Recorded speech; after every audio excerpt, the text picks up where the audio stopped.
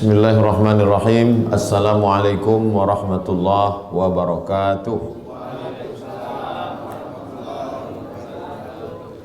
Anak raja menangkap balam, balam hinggap di kayu tualang. Dari bunyi sambutan salam nampaknya jamaah terlalu konyang. Apa kabar semua Bapak Ibu, sehat? Alhamdulillahirabbil alamin.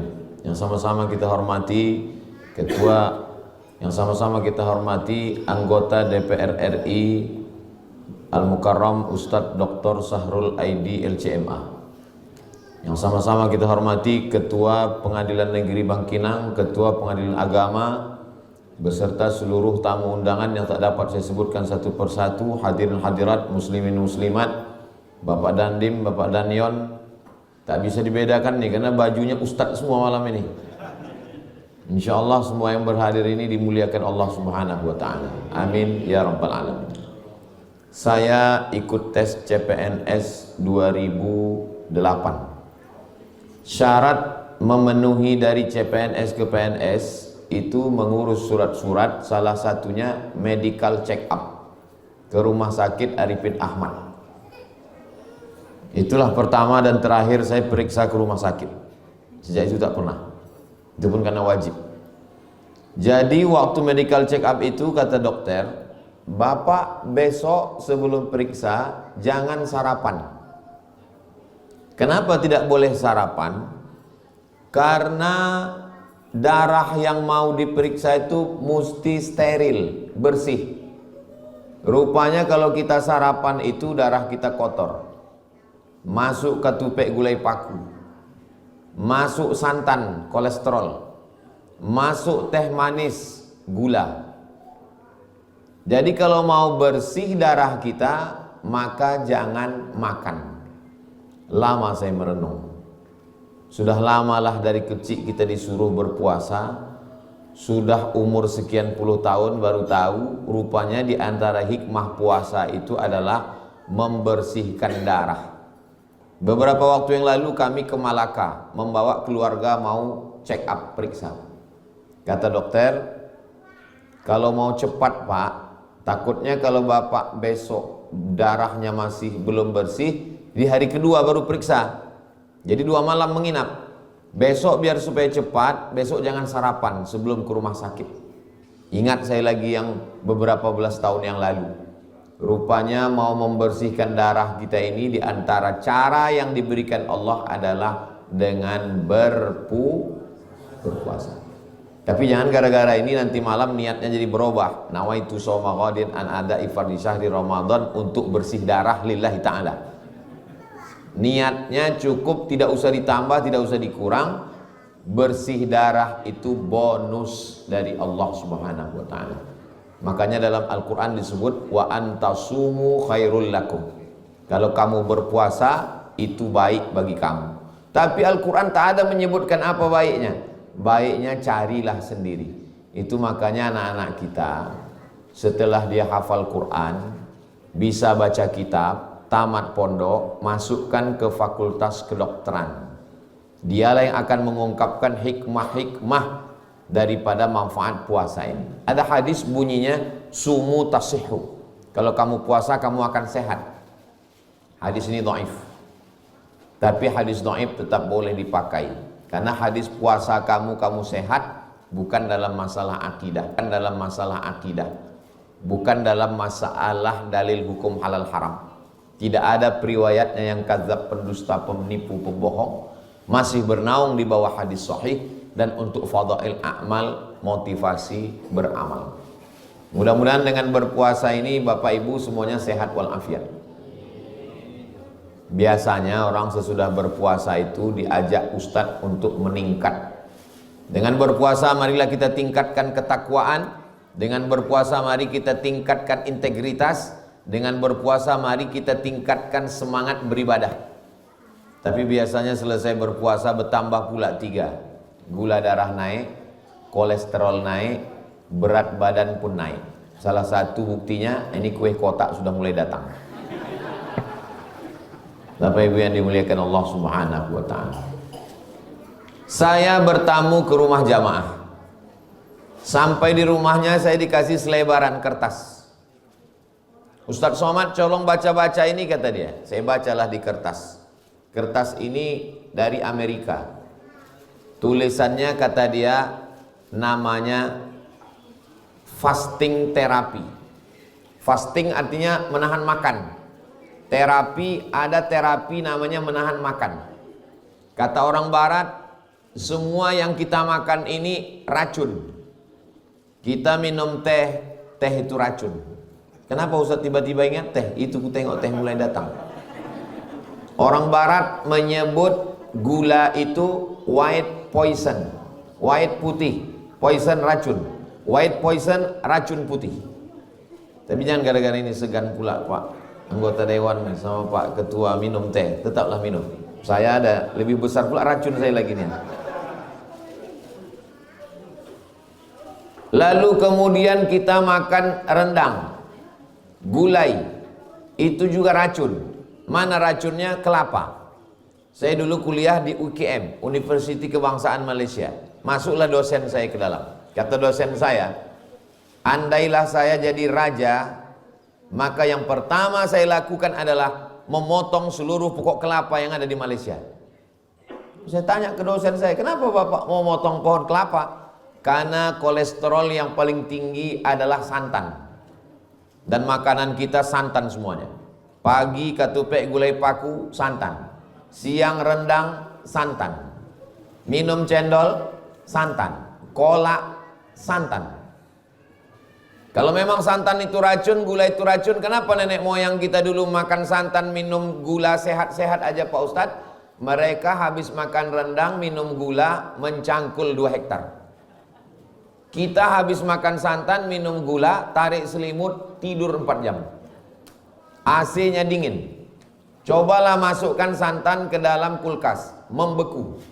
Begitulah darah kita jadi beku. Yang membekukan darah itu 2. Yang pertama gula, yang kedua santan. Darah itu air. Maka kalau air dicampur dengan gula, kental dia. Besok ibu masukkan gula ke dalam kuali, panaskan kompor, gula mencair. Setelah itu biarkan dia beku, tarik sendok, terangkat sama-sama kualinya naik ke atas. Kenapa? Membeku. Darah kita membeku disebabkan oleh santan dan gula. Saya berjumpa dengan jamaah umurnya 85 tahun. Saya tanya, Pak Raja, apa rahasia Bapak sehat walafiat? Kata dia, Pak Ustadz, yang saya makan sayur bening, yang saya makan panggang, saya tak pakai goreng karena minyak itu bahaya untuk darah. Sehat itu pilihan, mati itu takdir. Nah, jadi jangan pula gara-gara ini lalu ibu tidak minum teh, tidak makan gulai santan, tidak makan kolesterol, lalu kemudian setelah itu mati saya yang disalahkan. Sehat ini kita memilih, tapi masalah ajal, orang sehat pun banyak juga mati. Orang yang sudah divonis mati pun tak mati-mati. Masalah ajal ini innama amruhu idza arada syai'an ayyaqula lahu kun fayakun. Jadi kata kertas yang saya tengok di rumah jamaah tadi, kata dia semua yang kita makan ini racun. Kita makan apel. Apel itu kalau kita makan, kita belah, tak ada ulatnya. Tapi kalau jambu yang kita beli ke pasar, kita belah, berulat. Kenapa apel tidak dimakan ulat? Ternyata apel tidak dimakan ulat karena disemprot pestisida. Pestisida itu tidak mati karena disiram pakai sabun. Pestisida tak mati karena mama lemon. Pestisida tidak mati karena air panas, lemon. Pestisida tidak mati karena air panas. Masuk ke dalam darah, menggumpal menjadi cancer. Tulisannya C-A-N-C-E-R. Orang barat membacanya cancer. Orang kita susah menyebut cancer. Kenapa nih? Kanker. Maka menggumpal dia dalam darah. Orang barat menemukan obatnya, kata dia, mematikan darah. Racun-racun yang ada dalam darah dan dalam daging itu adalah dengan cara berpuasa.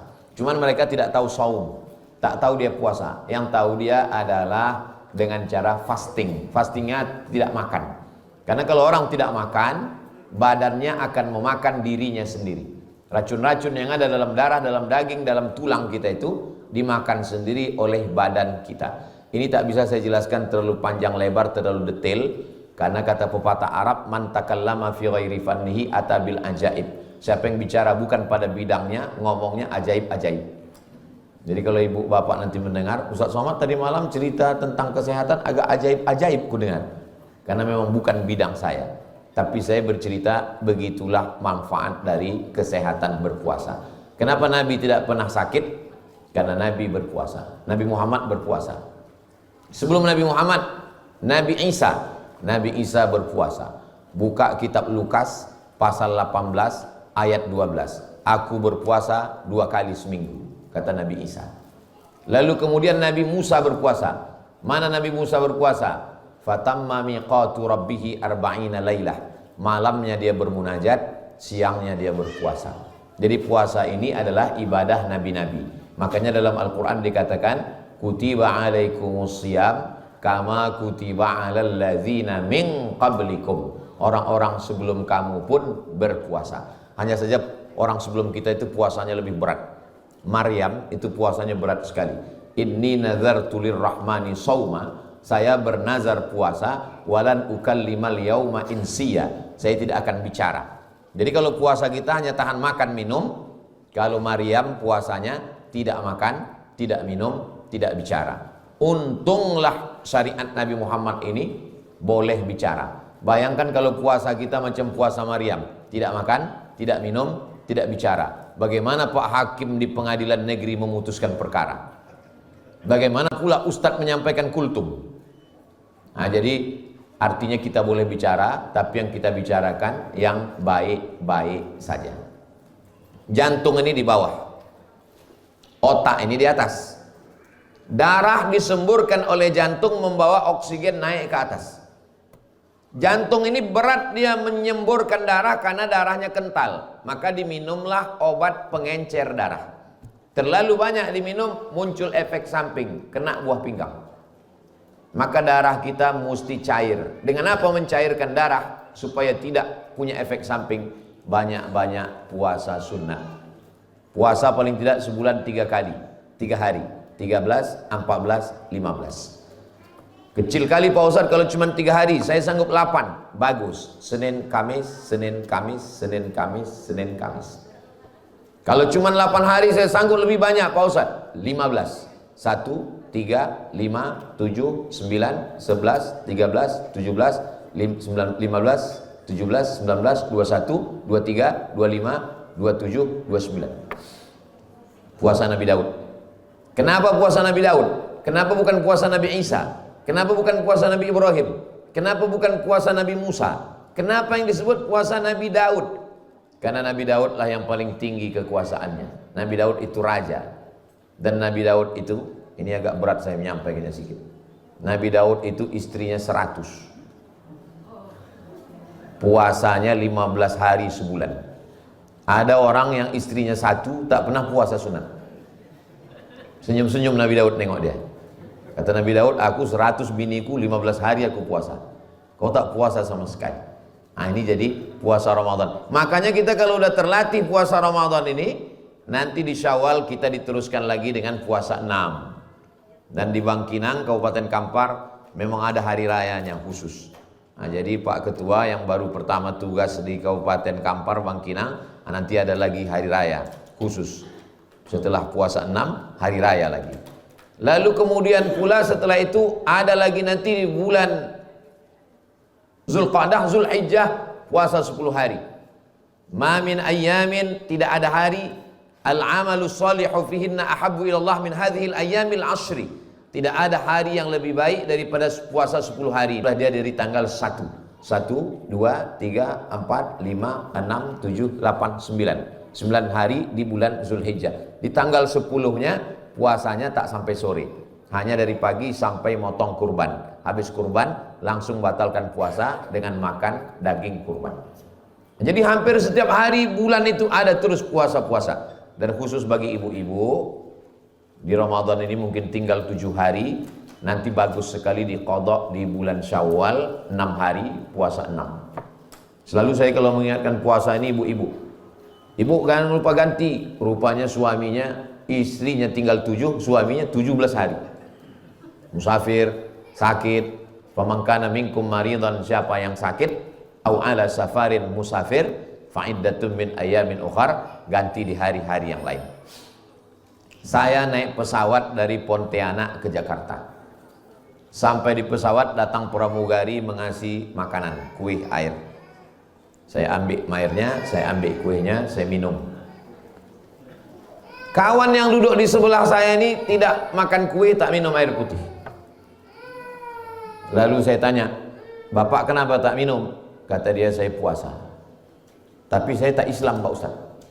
Tapi puasa saya tidak tinggal puasa Senin Kamis. Lama saya termenung. Aku yang selalu ceramah, aku pula makan kue ini. Dia tak Islam, tapi dia puasa. Orang yang tidak Islam, kalau dia puasa, pahalanya tak dapat. Karena dalam Islam syarat untuk dapat pahala itu mesti sebutkan password. Asyhadu an la ilaha illallah wa asyhadu anna Muhammadur Rasulullah. Tapi sehatnya dapat. Jadi orang yang tidak Islam, kalau dia jalankan ibadah dalam Islam ini, sehatnya pasti dia dapat. Adapun masalah akhiratnya, itu syarat dan ketentuan berlaku. Artinya apa? Kalau kita jalankan ajaran agama Islam ini, sehatnya pasti dapat. Di antaranya adalah dengan melaksanakan puasa-puasa ini. Jadi kata orang barat tadi, terapi fasting itu kata dia, karena makanan kita ini banyak beracun, makanan kita tak basi. Kenapa tak basi? Karena ada antibasi, racun. Kita makan makanan tidak busuk, padahal menurut logika akal ini busuk. Kenapa tak busuk? Pengawet. Pergi kita ke pasar, ikan asin. Ikan asin mana yang kita beli? Belilah ikan asin yang dikerubungi lalat. Mana ikan asin yang tak dikerumuni lalat, jangan beli. Kenapa? Karena ikan asin itu sudah disiram formalin.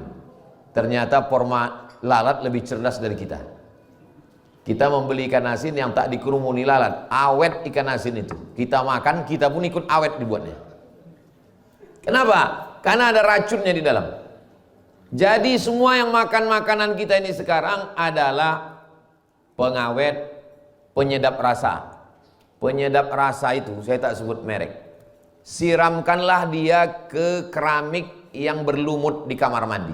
Siramkan, nanti malam ambil penyedap rasa di dapur, siramkan ke keramik yang berlumut di kamar mandi yang tak bisa digosok. Besok pagi siram dengan air putih kinclong bersih. Kenapa? Karena bahan kimia yang ada di dalam.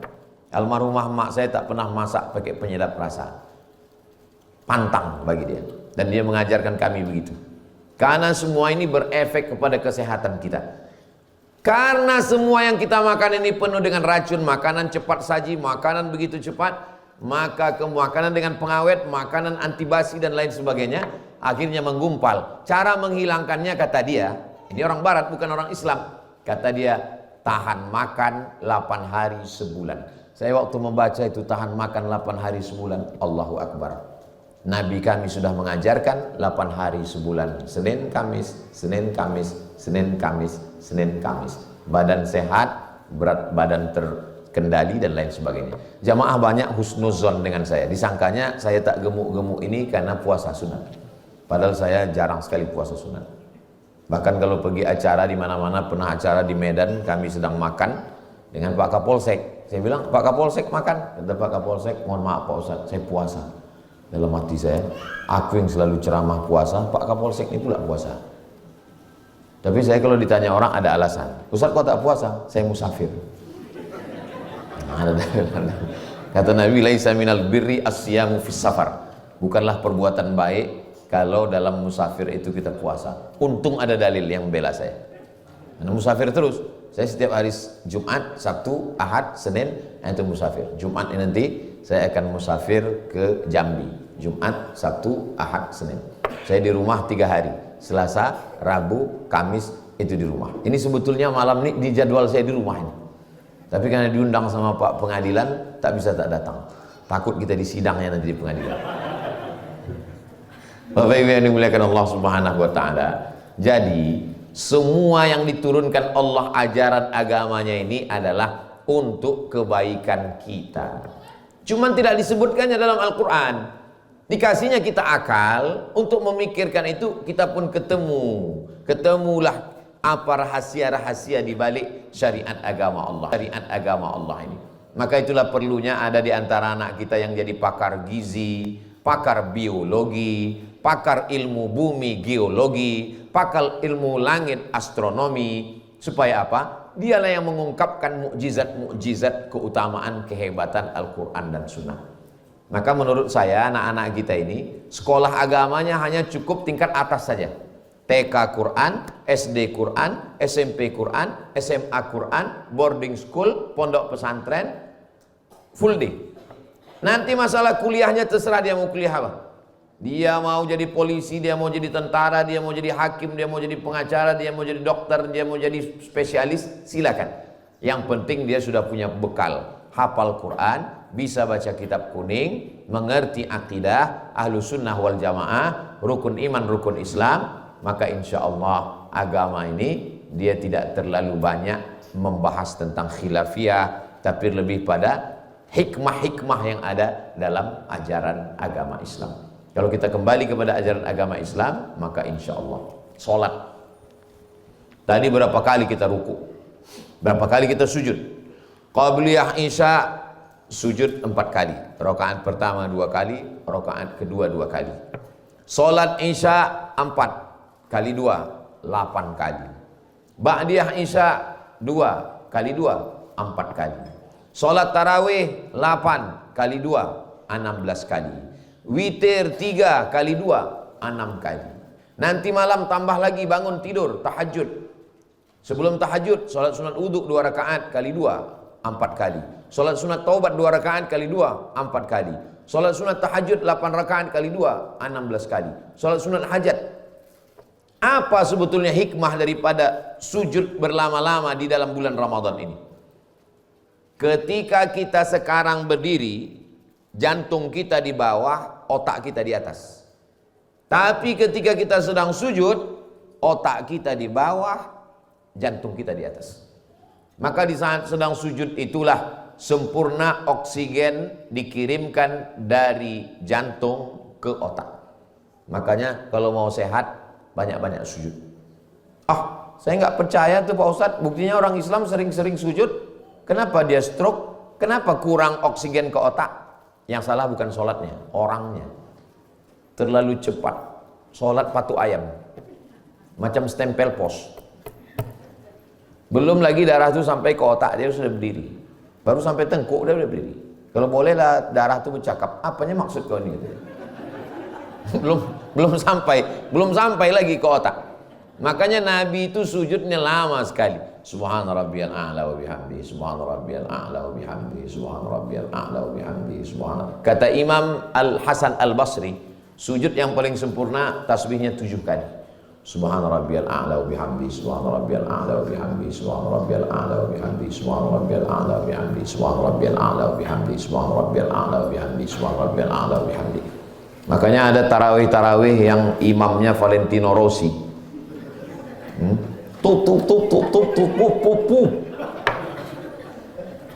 Nabi menyuruh orang ulang solat. Apa kata Nabi? Irji ila salatika fa innaka lam tusalli. Ulangi solatmu, solatmu tidak sah. Diulanginya solatnya yang kedua kali. Kata Nabi, irji ila salatika fa innaka lam tusalli. Solatmu tidak sah.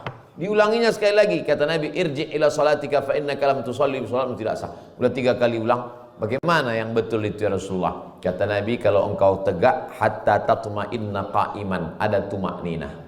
Kalau engkau ruku hatta tatma'inna raki'an, ada tumakninah. Subhana rabbiyal azimi wa bihamdi. Hatta tatma'inna sajidan, ada tumakninah. Nah, jadi malam ini kita ada tumakninahnya. Besok malam masjid-masjid yang ada tumakninah lanjutkan. Yang tak ada tumakninah kasih tahu ke pengurus masjid supaya diadakan kudeta. Dicari imam yang ada tumakninah. Karena sholat itu penuh dengan rahasia. Di antara rahasianya adalah kesehatan. Tapi sholatnya tetap niatnya lillahi ta'ala. Jangan pula gara-gara ini sholatnya supaya sehat. Sehat itu bonus dari Allah subhanahu wa ta'ala. Dengan memperlama sujud itu, maka pikiran kita tenang. Karena sempurna oksigen dari jantung naik ke otak. Jantung kita ringan kerjanya. Orang mati mendadak biasanya karena serangan dua, serangan jantung sama serangan Israel. Serangan jantung. Belum pernah lagi kita bertanya sama jamaah, perasaan tahun lalu saya tarawih di masjid ini ada bapak fulan, udah meninggal Pak Ustadz mendadak. Kenapa dia mati mendadak? Kena kurap. Tak ada. Orang mendadak karena serangan jantung. Serangan jantung. Ada orang meninggal mendadak tak pakai sakit. Nah, itu pasti jantung tuh Pak Ustadz. Karena biasanya yang meninggal mendadak itu jantung. Berat jantung itu bekerja. Kenapa? Kerja jantung apa? Kerja jantung menyemburkan darah. Darah yang disemburkannya tidak sehat. Darahnya kental. Darah penuh dengan kolesterol. Penuh dengan minyak. Penuh dengan gula. Maka dengan berpuasa sehatlah kita. Dengan itu kita meyakini bahwa ajaran agama ini bukan dogma doktrin. Yang penting sholat, yang penting puasa, jangan tanya-tanya. Banyak tanya masuk neraka, banyak tanya Yahudi. Enggak. Banyak sekali ayat-ayat Al-Quran itu adalah pertanyaan-pertanyaan. Yas'alunaka 'anil khamri wal maisir, yas'alunaka 'anil mahid, yas'alunaka 'anil ahillah, yas'alunaka madza yunfiqun, yas'alunaka 'anil yatama, yas'alunaka madza yunfiqun, yas'alunaka 'anil anfal, wa idza sa'alaka 'ibadi 'anni fa inni qarib. Banyak sekali ayat Al-Quran itu berdasarkan pertanyaan. Makanya saya kalau menyampaikan tausiah itu 60 menit, 30 menit materi, 30 menit tanya jawab. 10 menit lagi udah habis materi ini. Bapak Ibu yang dimuliakan Allah Subhanahu wa taala, maka selama bulan suci Ramadan ini kalau bisa masaklah menu-menu yang sehat. Saya kalau undangan di berbagai tempat, orang kalau mengasih makanan yang terbaik itu dikasih ke ustadz. Kalau saya dikasih makanan, kepiting, udang, lobster, semua itu disediakan. Nah, dikasihkan ke ustadz. Mana yang paling beracun, itulah yang dikasih ke ustadz. Undanganlah saya ke tepi laut di Singkil, Aceh. Diletakkan orang itulah kepiting sebesar piring. Udang lobster. Di situ ada ketua DPRD, bupati, dan dim Kapolres. Satu pun tak ada yang mau makan kepiting itu. Saya bilang, kenapa tak kalian makan? Kolesterol Pak Ustaz. Saya bilang, saya ajarkan doanya. Kalau bapak makan, insya Allah, Bismillahilladzi la yadurru ma'asmihi syai'un fil ardi wala fis sama. Kusebut nama Allah. Kalau sudah kusebut nama Allah, tidak ada yang bisa memudaratkan baik di bumi maupun di langit. Terus kalau kami habis makan ini, Pak Ustadz, jamin tidak naik. Itu tak tanggung jawab saya sudah. Banyak orang ini bercakap tak betul. Kata dia, kambing mengandung kolesterol. Itu kalimat tidak betul. Mana pula ada kambing mengandung kolesterol? Kambing mengandung anak kambing. Mengandung kolesterol. Apa betul kambing itu membuat darah tinggi? Kata dokter, ternyata tidak. Saya ini banyak kawan saya dokter. Saya ceramah di IDI, Ikatan Dokter Indonesia. Apa betul Pak Dokter kambing itu membuat darah tinggi? Kata dia, tidak Pak Ustaz. Makanya Nabi makan kambing. Tak ada hadis menyebut Nabi meninggal karena darah tinggi, tak ada. Lalu apa yang membuat darah tinggi itu? Bukan dagingnya Pak Ustaz, kecapnya sama garamnya. Justru yang membuat darah tinggi itu air putih. Cobalah orang pergi ke rumah makan, lambat air putih itu datang. Mana air putihnya? Gitu. Naik darah tinggi kan? Jadi sebetulnya yang menjadi racun itu adalah pola makan kita.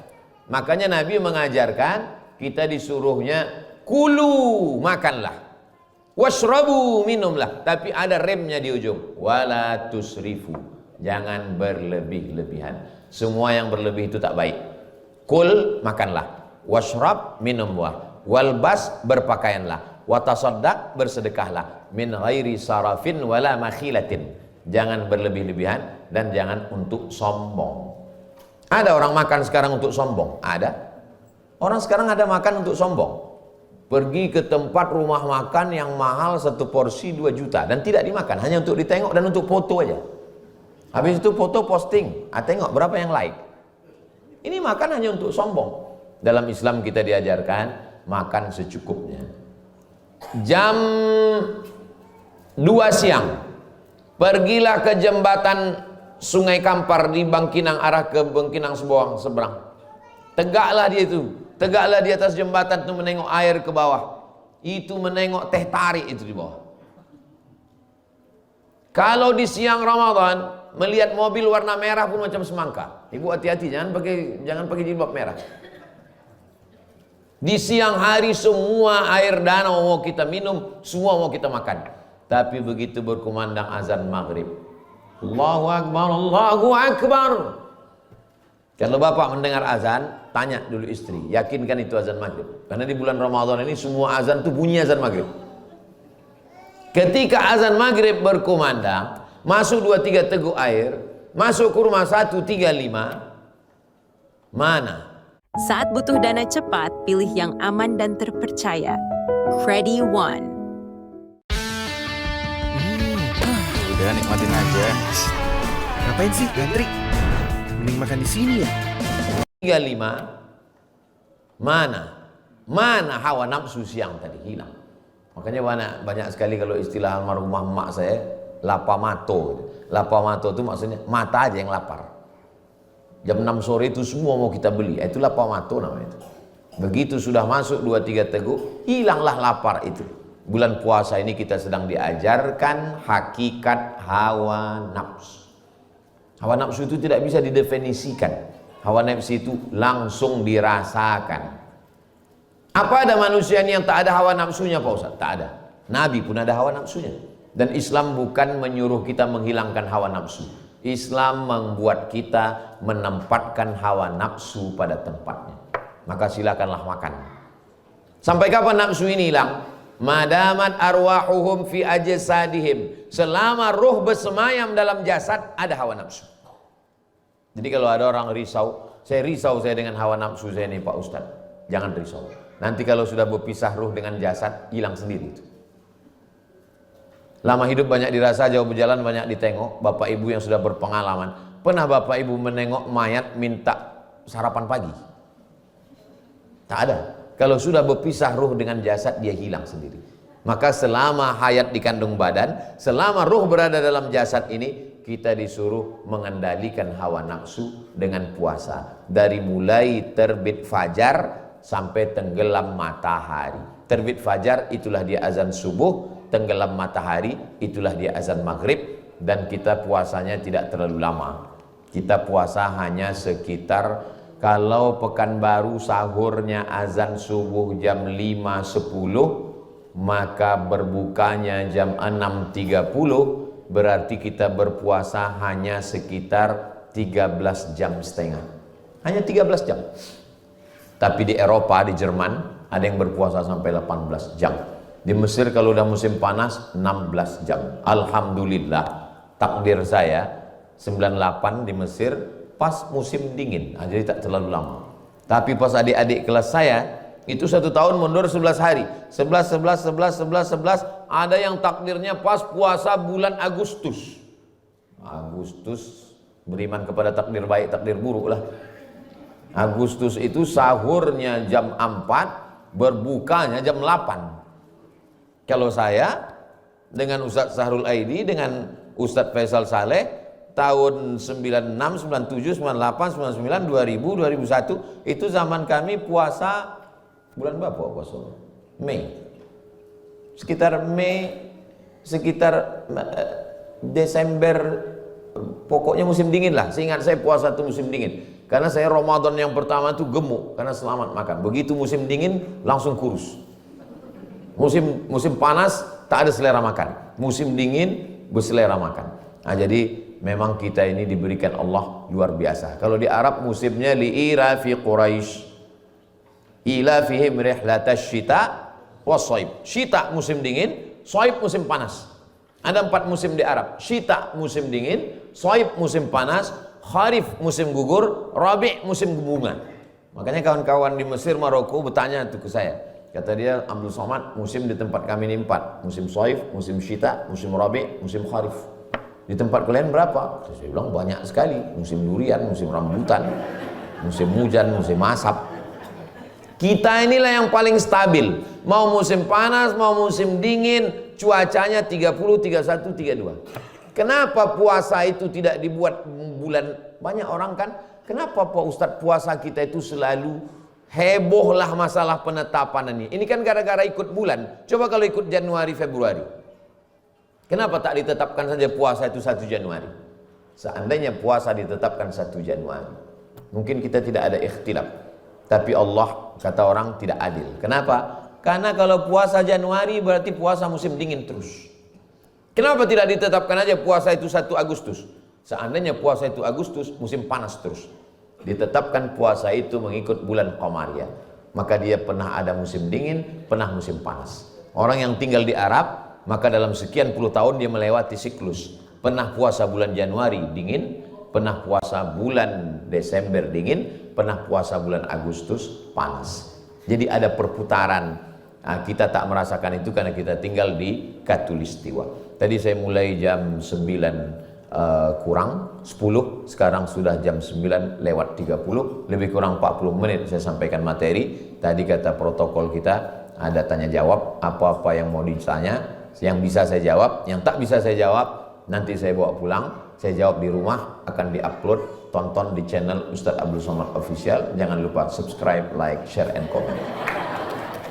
Terima kasih. Assalamualaikum warahmatullahi wabarakatuh.